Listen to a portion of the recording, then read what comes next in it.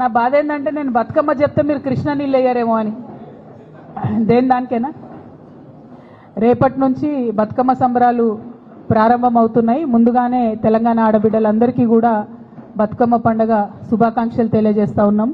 మరి at the same time వచ్చినటువంటి ఆహ్వానాలన్నింటినీ కూడా పరిశీలన చేసి దాని ప్రకారం ఒక షెడ్యూల్ తయారు చేసుకోవడం జరిగింది. ఆ షెడ్యూల్ కూడా నిన్న మీ అందరికి కూడా రిలీజ్ చేయడం జరిగింది. అందులో భాగంగా మొదటి రోజు చింతమడకకి వెళ్తూ ఉన్నాము. మరి అట్లానే తర్వాత కార్యక్రమాలన్నింటినీ కూడా మీకు చెప్పడం జరిగింది. అట్లానే ఎప్పుడు చేసినట్టే తెలంగాణ జాగృతి నుండి కూడా ఈసారి ఒక పాట కూడా మళ్ళీ చేస్తూ ఉన్నాము. దాన్ని మాటల తిరుపతి గారు సోదరుడు తను రాసిండ్రు, మంగ్లీ పాడుతున్నది. సో ఈరోజు ఈవినింగో రేపు మార్నింగో అది కూడా రిలీజ్ అవుతుంది. సో అట్లా ఎప్పుడు చేసినట్టు బతుకమ్మ సంబరాలు ఎక్కడ తగ్గకుండా చేయాలని అనుకున్నాం. పోయినసారి మీకు తెలుసు రాజకీయంగా క్లిష్ట పరిస్థితులలో పోయినసారి హాజరు కాలేనటువంటి పరిస్థితి ఉండే. ఈసారి అన్ని చోట్ల బతుకమ్మ చేసుకోగలగడం అన్నది చాలా సంతోషాన్ని ఇచ్చే విషయం. అయితే ఈ సందర్భంగా ముఖ్యమంత్రి గారిని నేను మళ్ళీ డిమాండ్ చేస్తున్నా, బతుకమ్మకు చీరలు ఇచ్చినారు ఇదివరకు, మీరు ఒకటి కాదు నేను 2 ఇస్తా అని చెప్పారు. 2 లేవు, 1 లేదు, ఎక్కడా లేదు. కాబట్టి బతుకమ్మకు మా ఆడబిడ్డలందరికీ చీరలు ఇవ్వాలని చెప్పి డిమాండ్ చేస్తూ ఉన్నాను. ఎట్ ద సేమ్ టైం దాన్ని ఆ చీరకు ఇంద్రమ్మ అని పేరు పెట్టకుండా బతుకమ్మ చీరను ఉంచితేనే బెటరు.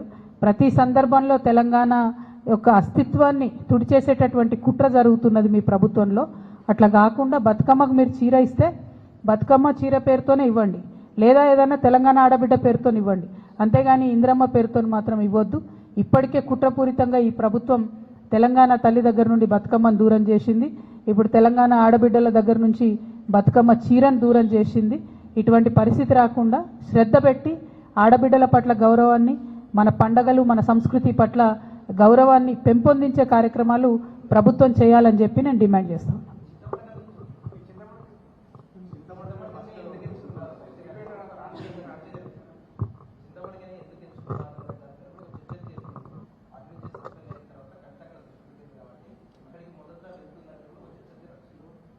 అంటే ఇప్పుడు ఆహ్వానాలు చాలా వచ్చినాయి బ్రదర్. సొంత ఊరు ఆహ్వానం అన్నది చాలా ఆత్మీయంగా ఉంటుంది, చాలా హృదయంగా ఉంటుంది, హృదయానికి దగ్గరగా ఉంటుంది. కాబట్టి ఆ ఆహ్వానాన్ని యాక్సెప్ట్ చేసినాం. పైగా వాళ్ళు పర్టికులర్గా ఎంగిల్పూల నాడే రమ్మన్నారు, అంటే మొదటి రోజే రమ్మని అడిగిండ్రు కాబట్టి అక్కడికి పోతున్నాం. ప్రత్యేకంగా రాజకీయపరమైనటువంటి ఇంపార్టెన్స్ మీరు ఎట్లా నేను వద్దన్న ఆపాదిస్తారు అని అట్లా నాకు తెలిసిన విషయమే. కాకపోతే నేను మాత్రం మా ఊరికి పోతున్నా.